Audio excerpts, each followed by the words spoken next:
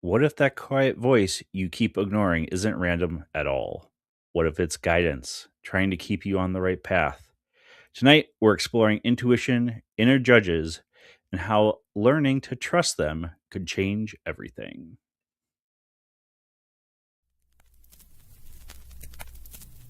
Welcome to ParaTruth.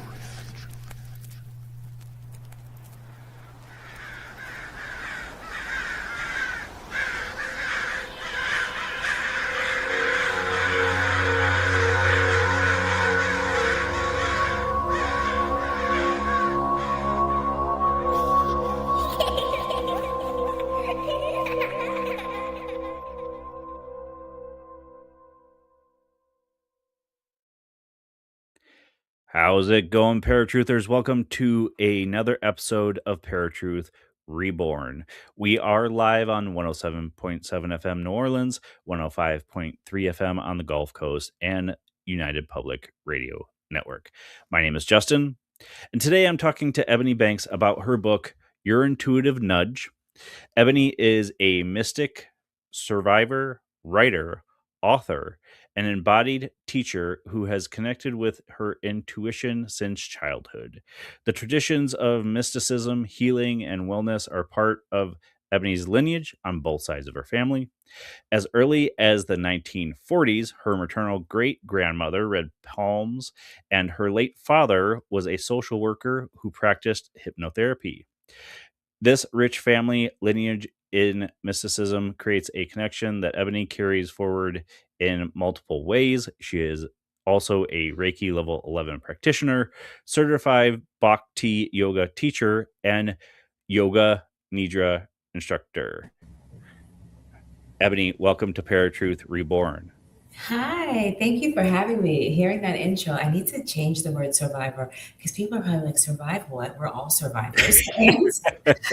And unless you know my whole story, it really is irrelevant. And I don't even resonate with that word anymore. I feel like I'm more like a warrior at this point, all the healing I've had to do. So thanks for reading that.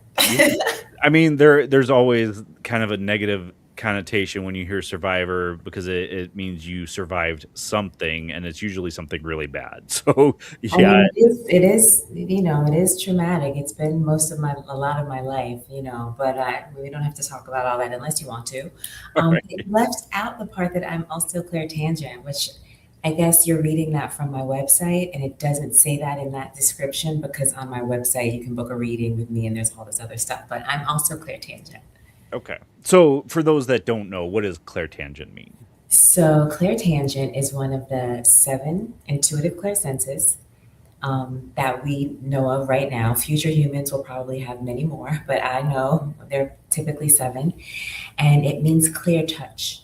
So the word clair means clear, and then the ending of the word tells you what it's associated with, and tangent connects to touch, and it's in the same family as clairvoyance, which means clear vision. Okay. Well, then I'm pretty familiar with a lot of the clairs. Clairtangent is one of my abilities. I can touch Yes. a lot of things and pick up on energy off of them. I am also clairsentient, clairaudient, so it builds quickly though. It does. Well, the way I process the clairs, I think everyone is clear something, Yeah. whether they know it or not. And I think most people are more than one because of the seven intuitive clear senses, five of them directly correlate with our five primary senses of touch, taste, hear, smell, and see. And I kind of think about our primary senses as like the gateway to get to your intuitive clear senses, just bringing more awareness to how you're experiencing those things and what Mhm. is happening in your nervous system, in your body, in your spirit when you are experiencing those things. So everyone's got it. Yeah, for sure. I've thought that a long time. People want to say that they're not this or that, but I believe everybody is. They just haven't honed in on them. Yeah, or they don't believe in it, or yeah, Right. so many reasons why people don't. But future humans are going. It's going to be like a natural way of life. Right. So, what made you want to write your intuitive nudge?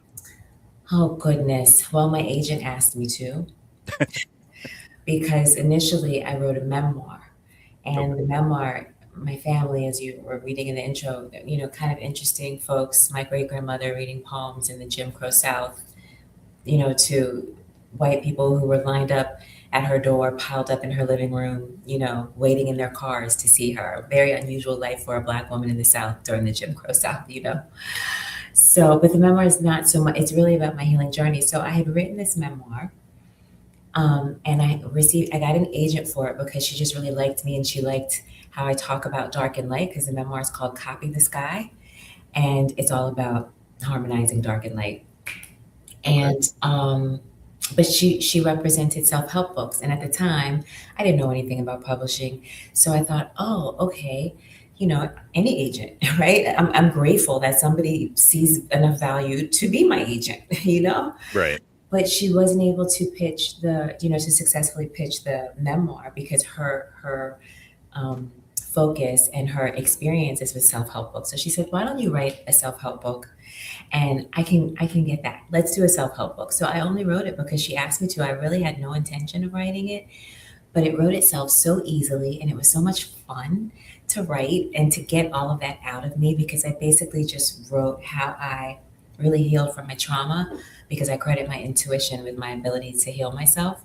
And I really just wrote how that happened for me, how I experienced that in like a really practical way with steps and exercises and things so people can practice their own intuition on their own time in their own life. Okay. Now, what is an intuitive nudge and how did you come to recognize your own? Oh goodness, such a long story. So I've been intuitive since I was a child, and I knew this about myself as a child. Like I knew that what that looked like for me as a child, and my memory is not super expansive around my childhood experiences, but it looked like me knowing things that people didn't tell me. I thought I was bad because of it. I didn't know how I knew, and I grew up in a Christian church, so I was just like really confused. I was getting some messages about the non physical world from church and learning about God and angels and things associated, but no one was talking about what I was experiencing with my intuition. Mhm. So, how did I recognize my intuitive nudge? I mean, when I was little, and I mean like 6 or 7, I I knew it was something that was like supportive of me, but I didn't have the language or know that it was called intuition. And I kind of treated it like yeah, okay, go away. Like I didn't want to receive the information because I didn't know what to do with it and I didn't understand it. And then, like during my teenage years, I kind of thought it went away. That's literally how I thought about it. I thought it left me because I wasn't having the same kinds of experiences that I was having as a child. And then, and I was an interesting child. So also around that age, like 6 or 7, I would sit in my room and I would wonder where I would be if I wasn't on Earth and I didn't have a body. I would literally like try to figure it out, you know? And what always came up for me was that or what I imagined as a child was I would just be in like this very dark space. I knew I would exist still. I knew I would still exist, but of course not without a body. And it was just like this dark space of like nothing, where everything and nothing it coexisted. I think I was tapping into the void, but of course I didn't know, right? So then, fast forward teenage years, I thought that it left me, is how I thought about it. And then when I was in my 20s, I met like minded people who introduced me to crystals and astrology and all these things. And they understood so many things about how I naturally process life, like things like knowing that I chose my parents, having that understanding of having an understanding of reincarnation. Just all these things that I just always knew and knew were true, but I didn't really talk about them because I didn't have anyone to talk about them with. So I guess my nudge started showing up. I mean, really as a child, and it was more. Yeah, I would say as a child, there's one or two experiences that I remember distinctly having as a child. So I would say it started when I was around that 6 or 7 age. And then when I was in my 20s and I was learning about these things and tuning into crystals and all this stuff, it was starting to kick in again very strongly. Okay. No, I mean, everybody has intuition. A lot of people call out like a gut instinct, whatever you want to call it. Why do so many people distrust their intuition though, even when it's, accurate and it's such a strong feeling? I mean, the reason I think people don't trust themselves, their intuitions, because they don't trust themselves.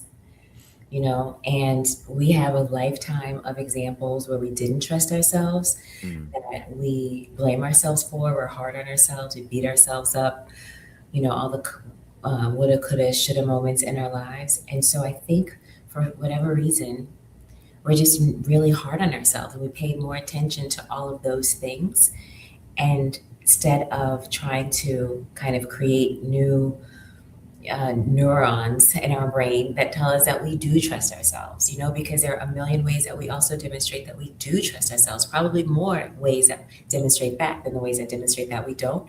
But for whatever reason, like we hang on to those other reasons, you know. And I think for some people too, it's really connects to shadow work, and a lot of it is subconscious because people don't even know why they um, behave in a way that is hurtful or to themselves or to other people. You know, like they haven't done that deep inquiry to get to, oh, I'm still responding to this thing that happened to me when I was 8, you know?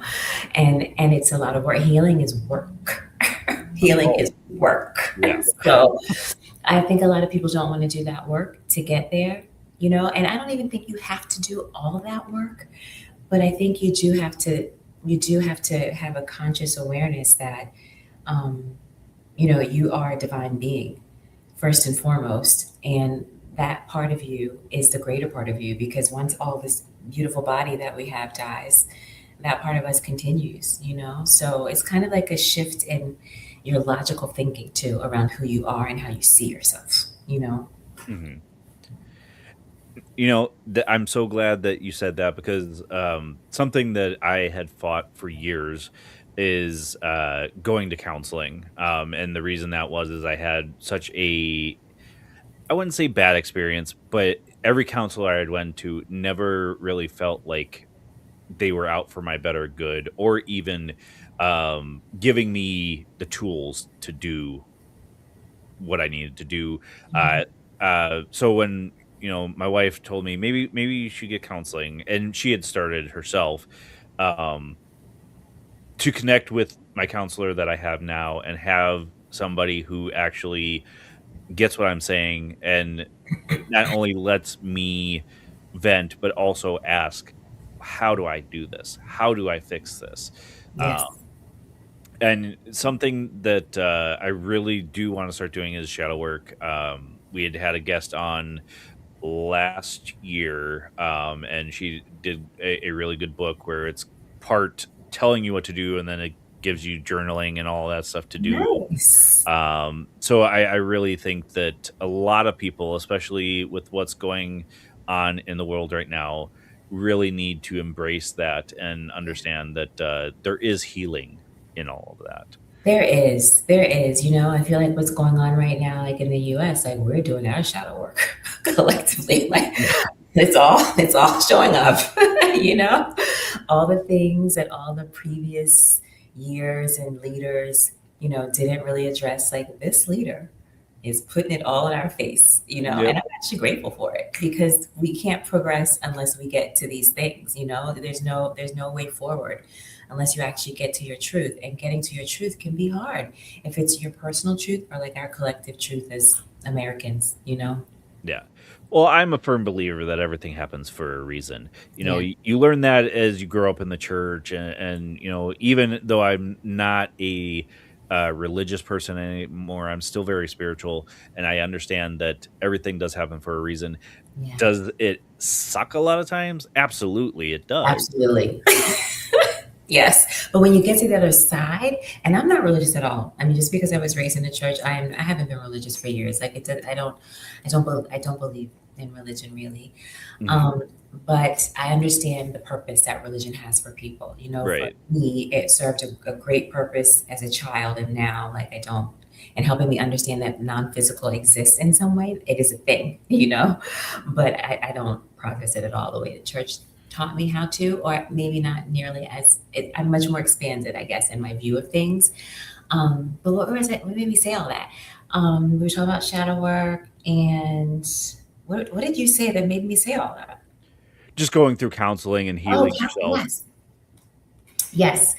So what I learned in my healing journey is really counseling is beautiful, and I was totally against it initially. And the first day, I went to a session.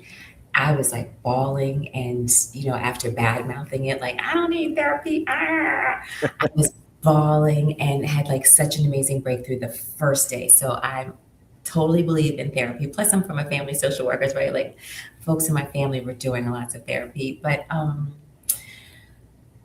what I learned in my healing journey is, a tip that I can share is really focus on your relationship with yourself.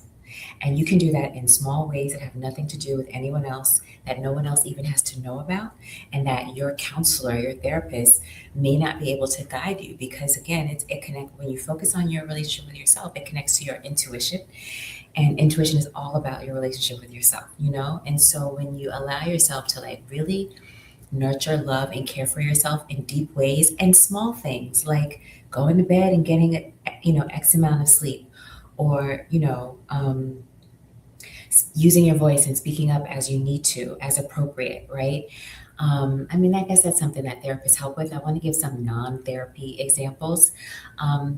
Maybe it's something as small as, creating a self-care routine for yourself before you get to bed, or not watching certain television shows, right, that are disturbing. Or we all know what our micro things are that would be helpful for us to either do or not do. So like kind of just doing those things and sending that message to yourself that you're nurturing and caring and loving for yourself in that way, because there's so much self-communication that happens between our mind, our brain, and our bodies. I'll say brain and body, and maybe mind, because brain and mind can be two different things, but that might be another conversation. But there's so much self-communication that we are having with ourselves all day long. It's nonstop. And so when we choose to do things that are more loving, even if it's a small thing, and I don't mean superficial things like, I don't know, with women, a lot of people think about self-care, like going to the spa and getting a massage, and those things are helpful. But what's more helpful is like being patient with yourself, giving yourself grace, having empathy, being forgiving, like to yourself, like those kinds of things. Are really powerful ways that we self-communicate and that we send messages to our brain and our body that we are loving ourselves. And then when we send that message and we keep sending messages, it gets to a point where it starts to overcome, and the only message we're sending to ourselves is that loving message. So, it's so important to have a really healthy, strong relationship with yourself first and foremost, Okay. Now, a lot of people probably question this a lot. How can someone tell the difference between intuition and anxiety, or any other feeling for that matter? That is such a good question. And so much of intuition and receiving your messages from yourself, and that connects to the self-communication I was talking about, right? So when when you're loving on yourself and you're sending a message to yourself that you love yourself, it also supports you in connecting more with your intuition. And so discernment is really important, I think, in any kind of spiritual work, right? You really have to be mindful of what is coming from you, from your truth, and what is coming from your stress, whatever the case may be. And your messages from your intuition will only be loving. So our thoughts are not always loving. Our thoughts tell us they lie. Our thoughts lie to us. They tell us horrible, hurtful things, in our negative self-talk. And we can also forget, because we choose to forget, or because we have like repressed something that happened so long ago that pained us that we don't have a conscious awareness of it anymore. And so one way that you can tell that it's your intuition is that it'll always and only be loving. So if you hear messages like, something negative about yourself or about someone else, it's not your intuition, because even if your intuition has to guide you to do something challenging or difficult, or something that someone else may not receive well or have a hard time with, it will share that message with you in a loving way. So the number one thing is intuition will always and only be loving. Um, and your intuition initially, for most people, it's going to be a quieter voice. So our thoughts are very loud. We don't ever question when we're having a thought. When we want some French fries, we know we want French Yeah. fries, right? We don't question, oh, do I actually really want, we know we want them because the thought was so strong for us. However, our intuition is not going to be that loud. It's going to be a much quieter, softer voice, kind of in the background, because, we have thoughts behind thoughts behind thoughts. Mhm. So it's going to be like one of those thoughts in the background that you'll kind of have to catch initially. And I'm sure, everyone does this already anyway. It's just a matter of paying more attention to when you're doing it, and then, allowing yourself to discern if that's your intuition or if it's your anxiety or your stress. And with the clairs in particular, a lot of clairvoyance, and I think this is one that a lot of people experience, because a lot of us experience clairvoyance in our sleep when we're dreaming and we're in like that other state. And clairvoyance, which means clear vision, is anytime you are seeing a vision in your mind's eye, which people are doing all day long, right? We're imagining ourselves on vacation, all these things.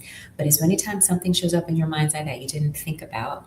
And it's also, some people can see out of their physical eyes, they're seeing auras and other energies and things out of their physical eyes, So Mhm. it's your mind's eye and your physical eye. But a lot of people experience clairvoyance in their sleep. And in our sleep, a lot of our stress can show up in our psyche while we're asleep. So that's a place where it's really important to be mindful of, is this my stress or is this my intuition? And, if you're someone who remembers your dreams, just ask yourself that question. Was it your stress or your intuition based on how loving it was, and or if it was connected to anything you're currently experiencing in your life as stressful? Well, and that I've had conversations with people about this a lot, and we've talked about it a lot here on the show. Is dreams? It's very hard to distinguish what is like a message or your intuition or messages from the other side compared to your subconscious telling you you really need to get to the doctor, your heart's Hmm. not doing well or something like that. So like Hmm. how can you, like, when you're waking up from that dream, I do remember a lot of my dreams. So Hmm. how can you really tell, like, is it, if you're stressed, you're waking up in like fear, or is it something like different? Well, the example you just shared about like you need to go to the doctor because of your heart, I would say that that is your intuition telling you, and that's not that's your intuition, especially if it's not something that you have a conscious awareness of in your waking life. If you're only receiving that while you're asleep, that is absolutely your intuition. And during our sleep, we can also experience clairaudient, where we're hearing Mhm. things, Yep. with our inner ear. So, um, I know for me, I have my sleep life is wild. I have experiences when I'm asleep, and I've actually had two psychics, and I don't go to psychics very often, but I've had two psychics tell me that I actually don't sleep much because my sleep life is so active. So how I recognize like an intuitive message from my psyche when I'm stressed out, and I go to sleep, and something, whatever is happening is something I can't understand or comprehend. It's like jumbled. That is absolutely your psyche, because remember, your intuition is going to be clear. You're not going to question, what did that mean? You're not going to have to guess or figure it out. It's going to be a very clear message. So one way to differentiate the two is the clarity. Because I know a lot of times with dreams, they can be so confusing. We don't know what the heck, they can be so wild and make no sense. That is not your intuition. That is your psyche expressing something stressful. Your intuition will be very clear, just like you hear my voice right now and you understand the words I'm saying, it's going to be that clear to you. So that's why I go back to the example of, if you're receiving a message that you need to go to the doctor and that's not something that you're thinking about in your waking life, that's absolutely your intuition. Is that a good example? Yeah, yeah, that's perfect.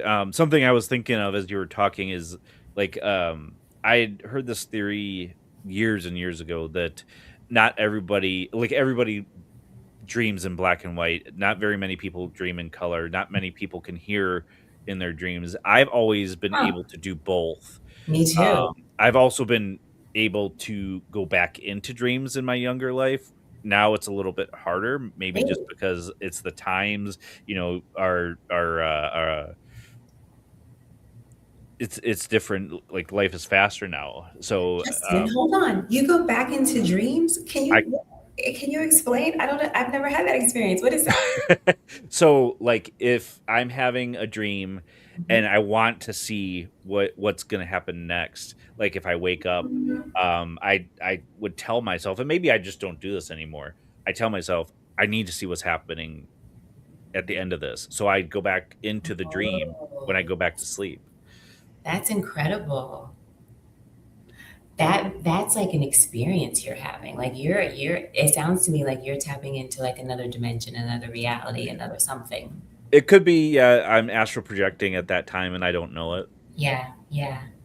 But I never knew that people most people don't dream in color or hear in their dreams.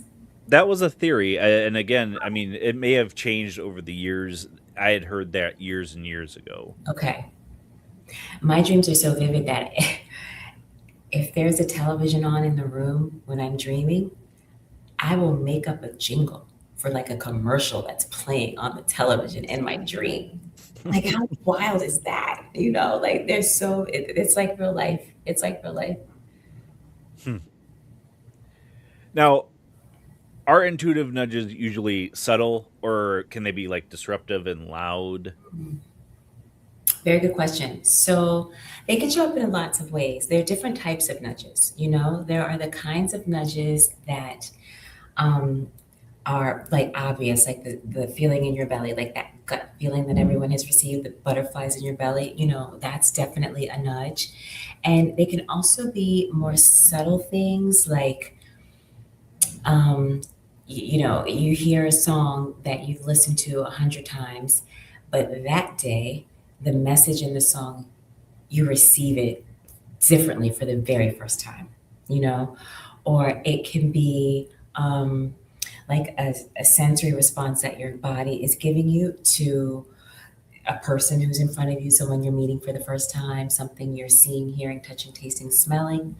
It can show up in so many ways. And so that's what it goes back again to that relationship itself and being mindful, like paying attention to yourself, which is so hard nowadays because all of our attention goes outward to so many things. We're distracted all day long. But if you could give that same level of attention that you give to social media, to whatever it is, to yourself and recognize, oh, like my body does this, or I respond this way, or I take this kind of breath, or I curl the toes in my shoes, or I raise or lower my shoulders.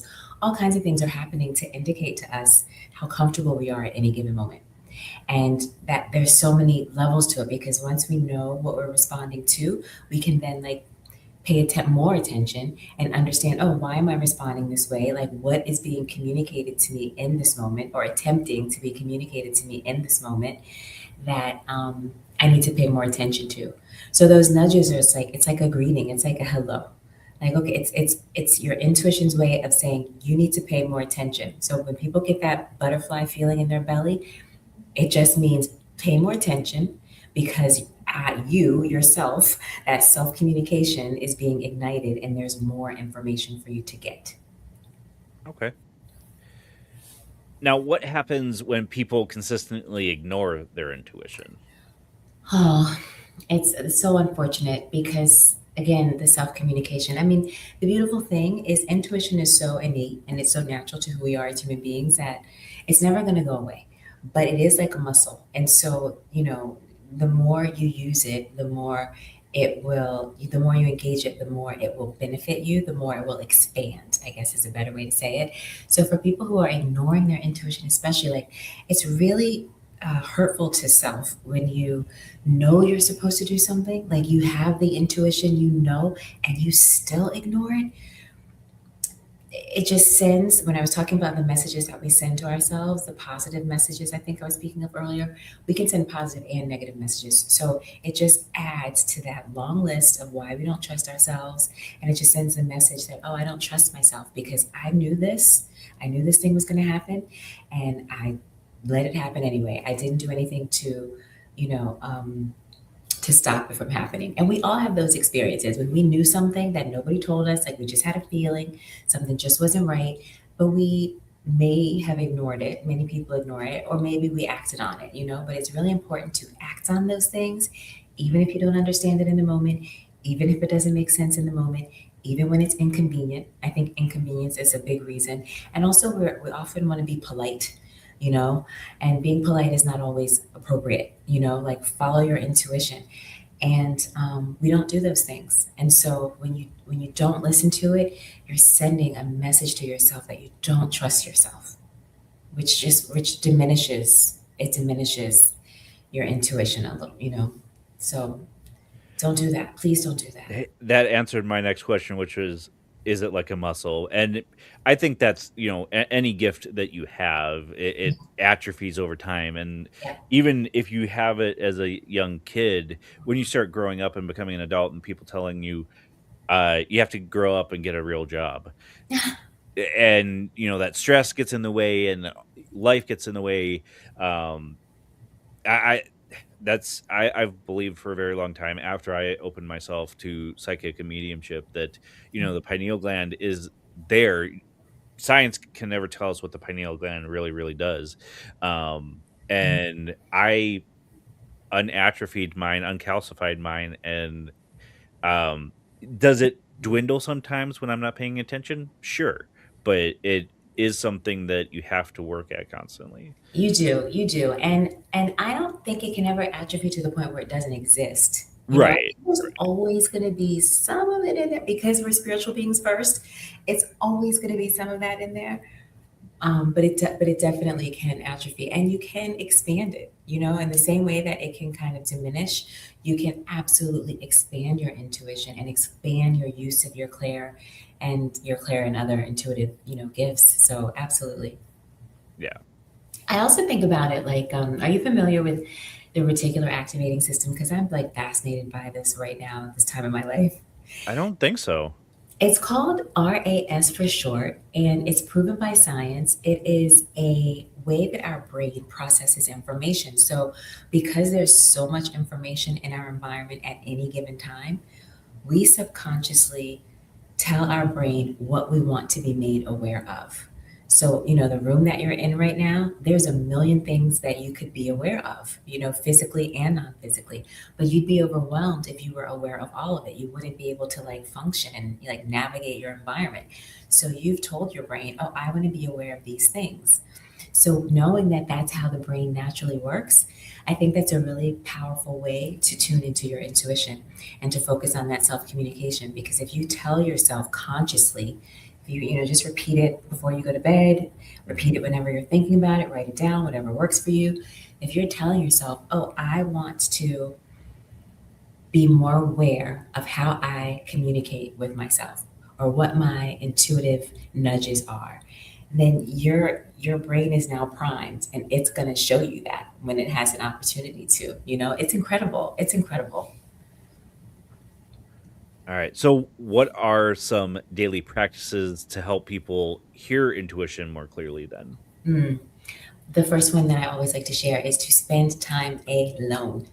You know, and I know that can be hard for people who um, never get time alone because they live in a household with many people. They go to work with more people. Maybe they take public transportation to and from work. But spending time alone is really so important because when we're alone, we get to experience ourselves differently than we do when we're with other people. Number one, we're like more honest, more truthful, more relaxed, more open, more safe. And we also get to hear from like that inner guidance more when we're alone because we don't have all the noise of all the people around us and um, we're not having to, you know, to shift how we're being to accommodate someone else. We can really just be in a space of accommodating ourselves and our needs. If it's emotional, mental, spiritual, energetic, whatever it is, we can really be selfish and think about us. And I think selfish is like a positive word, you know. Hmm. So spending time alone is a really big one. Um, I would also say really pay attention to how much you are touch, tasting, hearing, smelling, and seeing, right? And we're doing it so much that we literally can't count how much it's happening. Like, how many times can someone count how many times they see something? Like, we can't. Like, we just see, you know? But if you can start to bring your awareness to how often you are having those experiences, like, oh, I'm feeling the wind on my arm right now. I'm feeling the sun on my left cheek right now. or on the top of my head, the sunroof of my car, or, I'm tasting whatever you're tasting in the moment, well, I'm touching, like just really give more awareness to how people experience their five primary senses is really powerful because we do it so often. We kind of take them for granted that we have the ability to touch, taste, hear, smell, and see because it's just for most of us, it's such a natural part of our experience as human beings that we don't we don't recognize just how powerful and beautiful and how much information we're getting when we're doing all of these things. What's another tip that I can share? The question was to tap into your intuition overall or just the intuitive nudge? Just intuition, You yeah. know what, intuition overall? Um, like I mentioned earlier, it's really about shifting how your brain thinks about it, and knowing that we are all, it's our natural innate gift. Everyone is gifted with this, men, women, everyone, and so really recognizing and seeing yourself as a spiritual being first and understanding like what does that look like for you and what does that mean to you, and shifting your thoughts around your perception of yourself so that you can experience life differently, because it really does. I think one of the last things I say in my book, Your Intuitive Nudge, is that you're shifting your reality, because when you tune into more of your intuition, that's really what's happening. You shift how you experience yourself, so you naturally shift how you experience life. Okay. Does intuition show up differently for each individual? Differently how? Like, for example, gut instinct versus like feeling in the head or something like that. Yes, definitely. I mean, it's also important to know you can experience your intuition from your head to your toe. Like that feeling that most humans can resonate with, the butterflies, the gut instinct, whatever, people call that. Mhm. That same level of awareness can be had in your left shoulder, in your right foot, in your elbow, your ankle. Like your whole body has the capacity to receive that information. So, yes, people will experience it differently for that reason, and intuition, it can kind of, you can kind of think of it like a language, because as you get to know and understand your body and how your body communicates to you, you will recognize how your intuition is communicating, so Mhm. like and it will be the message, it will be a similar message based on how your body is responding. Does that make sense? Yeah. Yeah. So, so yes, it will be different. Some people have more awareness of certain parts of their bodies than other people, and so their intuition will show up in that part where they have greater awareness than someone else who has greater awareness in another part of their body. I've heard that all gifts can show up in different ways. I've had conversations with people about it too. Like, you talked about touch and that people can have that as a gift and pick up on stuff. But even people that don't necessarily have that gift might feel a certain, we'll say, clairvoyance, for example, in the hand instead of the third eye, like I do. Hmm. Tell me more about that, because the way I understand clairvoyance, I don't know if you could feel that in your hands. I I've just heard different people tell me that they'll feel like a, I guess it's more intuition than anything. Okay. That they'll feel something in their shoulder and then Uh, they find out that their grandmother broke their shoulder. yes. Yes, yes. And I mean, intuition, the thing about intuition is that it wants to communicate with you. So it's going to use whatever way it needs to elicit a response from you. So if it's your grandmother, if it's, it could be literally anything in your reality, it's going to use to communicate with you. If it's a sign that you see when you're on your way to work, if it's numbers. For some people, it's numbers. Some people, they hear and receive a lot of messages in music, like I mentioned earlier. It's gonna choose the path that it knows you will respond to because it is you. It Mhm. is you. All right. Now, let's go a little bit more deeper. How can intuition help with relationships, career choices, boundaries, the whole life spectrum? Oh, in such beautiful healing ways, because your intuition will only guide you to what you're desiring, right? And so if you are wanting whatever desire you're wanting in any of those areas of your life, your intuition will guide you to having that experience. And I always want to make sure people understand that your intuition can only support you if you're telling yourself the truth. Did I say that already? I don't know if I said that yet. I don't think you did. But it can only support you if you're telling yourself the truth, because it's this really loving part of you. It doesn't know how to lie and do all these things that your brain knows how to do, right? And so if you're not telling yourself the truth, it's like you're confusing your intuition, because you may be exhibiting and exerting a lot of energy, behaving one way, and maybe even thinking and telling yourself something, but really what's true for you, like, and by truth I mean like it resonates with you in a heart level, in your heart space. What's true for you is not what you're thinking about, that is not the thing that you're thinking about or how you're thinking about it, and it's not the behavior that you're exhibiting. Like, your truth could be something completely different.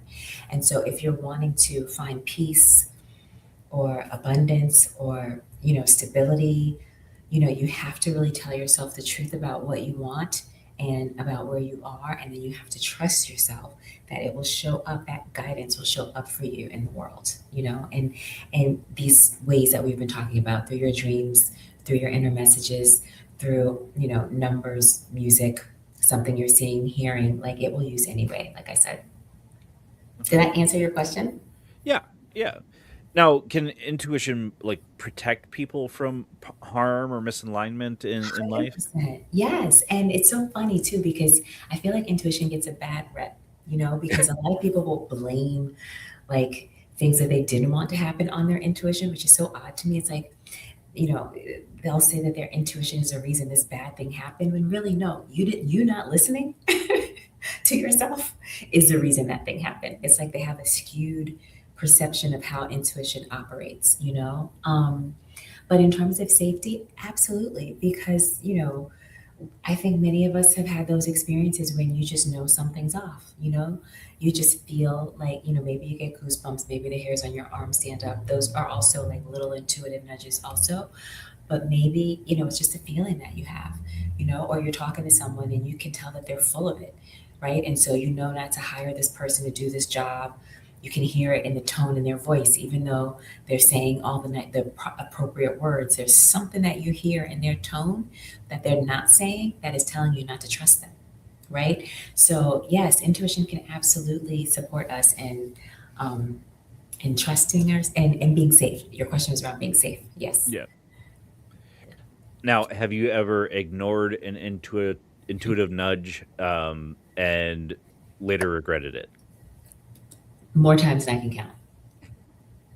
Absolutely. Absolutely. I That's mean, how. I'm sure I have too. I can't probably Yes. think of them right now, but Yes. I mean, that's how, for me, that's how I learned.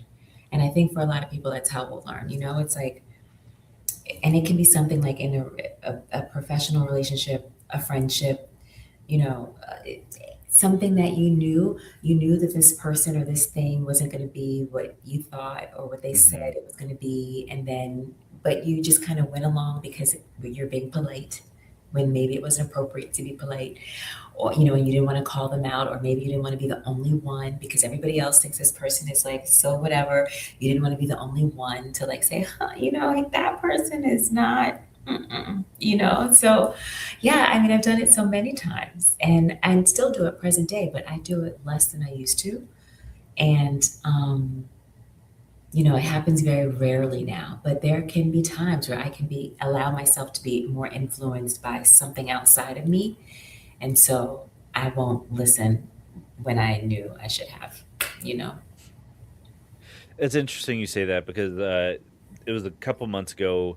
My wife was really worried. A friend was not necessarily missing, but Mhm. he was not at home, wasn't at work, and she was really worried. And then call it a reading, call it intuition, whatever. I told her, look, he'll be fine. They'll hear from him in a little bit. Yeah. Everything's fine. And I have not listened to that inner voice for a very long time. So for to be able to embrace that at that time was leaps and bounds for me. Oh, congratulations. And so, of course, the friend was fine, right? The Yeah. friend showed up and everything He was fine. showed up he showed up maybe 30 minutes later. Yeah. He was Oh, yes, yes. And yes, just I really want to encourage you to do that more because there's so, like, we keep ourselves from being able to have a fuller, happier, richer, more loving life experience, because that's what intuition is going to do. And I think back to your first question about why do people not listen to their intuition, and I've said trust, I think was my answer. I think it's also limiting beliefs. Mhm. Some people, you can have a desire for something and still think that you can't achieve it, right? Those two things can coexist and do coexist for a lot of people. And so that can connect to like limiting beliefs, not thinking that, oh, I can't have this thing that I want because I don't know how I'm going to get there. I don't see the path forward. I'm not in the right city state.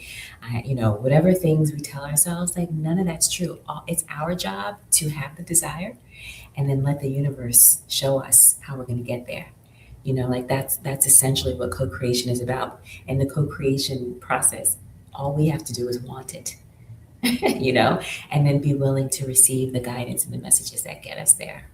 Yeah, for sure. Now, something we talked about before we got on here was being hyper fixated on something and not living life.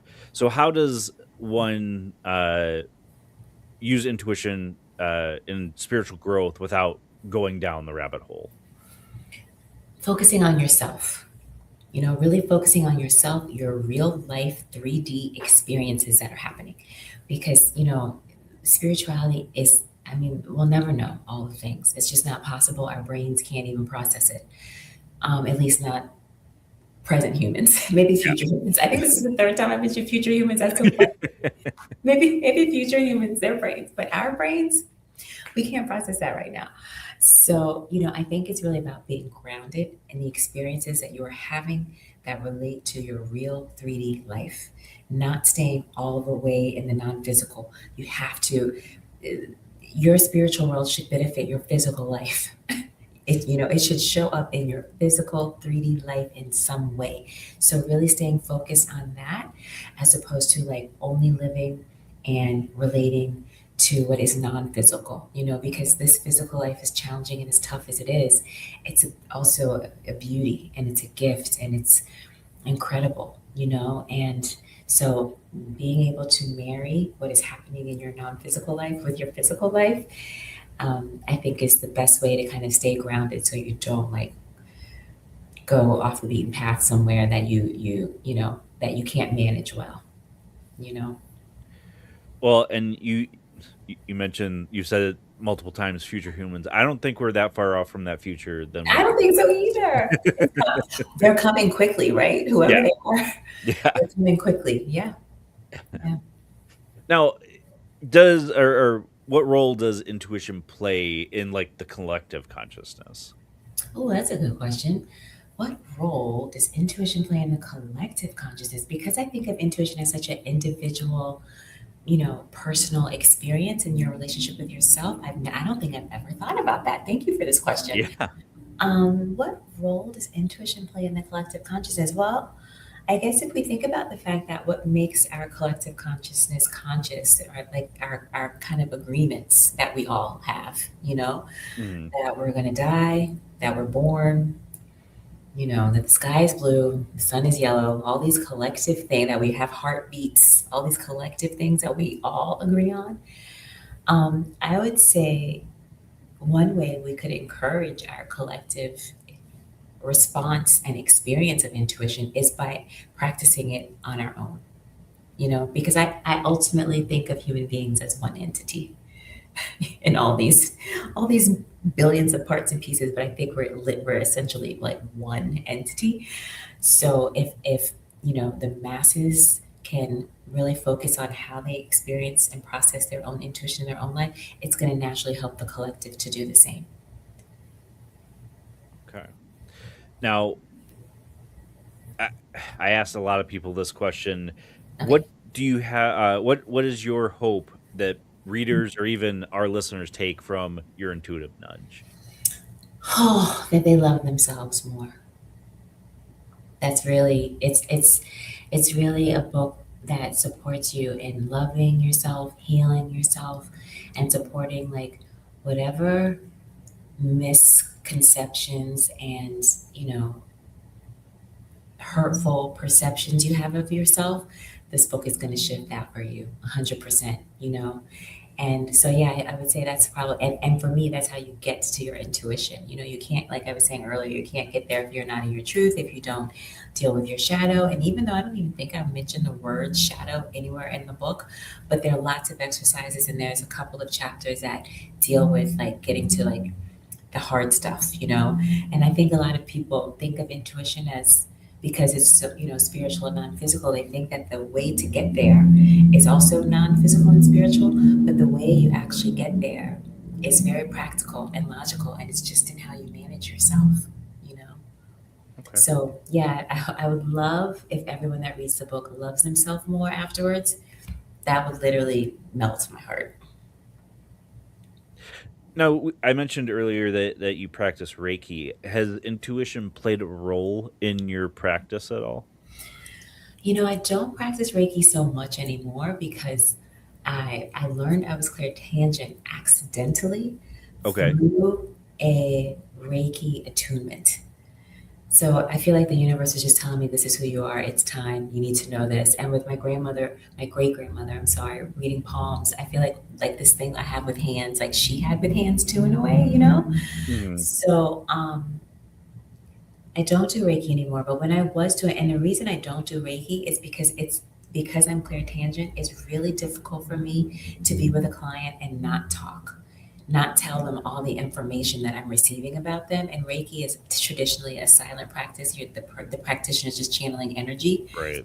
But when I'm in that space with another person, I'm getting information about them, and it's information that is helpful for them to know. So it's like I can't not talk, you know, because my clairtangent sessions, I'm talking the entire time, telling them what their body is telling me. That's how I think about it. Okay. So I don't do Reiki anymore. I just share clairtangent readings with people, and I do them remotely. Okay. So it's not so much a healing with Reiki energy, it's more so you're reading now. Yeah, I'm reading now for sure. I stopped doing Reiki years ago. Yeah, Okay. I've been reading people for maybe 14 years now. Wow. Yeah. Now, does that get exhausting for you at all? No, it actually energizes me. You know, I can't have more than like four clients in a day, really three, because it's a lot. But so I can get exhausted in that way, you know, because Mhm. like the amount of information I'm receiving, it's so much information that it can be exhausting to me. I guess how is that exhausting? Maybe mentally because like it Yeah, happens to me yeah. in real time. But when I'm in the individual session with the person, I'm getting so much benefit out of it too because I'm tuned in a very specific way, and it energizes me, you know? Okay. Yeah. All right. Well, it is about that time to let you go. So I want to give the mic to you to tell everybody where they can find you, find your work. The mic's all yours. Yes, thank you so much. So, my name is Eboni Banks, and my book is Your Intuitive Nudge, a step by step guide to connecting with your intuition. And it's available at Barnes and Noble, Amazon. On my website, all the links are there. My website is bodywayintuition.com, and that's where you can book me for a reading. You can also book me for just a 15-minute like chat just to see like what service I offer would best suit you, because I also do intuitive healing mentorship, which is a group program, and I also do intuition coaching, which is one-on-one. All right, Ebony Banks, thank you so much for being on ParaTruth Reborn. Thank you. All right, folks, make sure you check out Ebony's book, Your Intuitive Nudge, right there for you. A lot of great things coming up for Paratruth. But before I go for the evening, I want you to really hone in into your intuition. Understand that that gut feeling is there for a reason. Ebony brought it up multiple times that it is there and you should trust it.